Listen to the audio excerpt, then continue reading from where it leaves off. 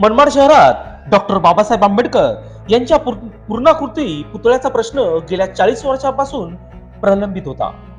त्याच माध्यमातून आमदार या नात्याने सुहास कांदे यांनी आज त्याची पूर्तता केली आहे. दरम्यान या प्रसंगी व्यासपीठावर पूज्य भदंत डॉक्टर राहुल मोदी, माजी नगराध्यक्ष राजाभाऊ पगारे, बबलू पाटील, राजाभाऊ आहिरे, माजी नगरसेवक गंगा त्रिभुवन, शहराध्यक्ष मयूर बोरसे, तालुका अध्यक्ष साईनाथ गिडगे, सौ अंजुम कांदे, फरान शेख आदी उपस्थित होते. यावेळी आमदार कांदे पुढे म्हणाले, अनेक मोठ्या लोकांनी या मतदारसंघाचे लोकप्रतिनिधित्व केले, पण ते डॉक्टर बाबासाहेब आंबेडकर यांच्या पुतळ्याचा मागणीबाबत काही करू शकले नाही.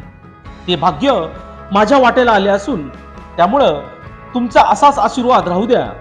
भविष्यात शिवसृष्टी सारखीच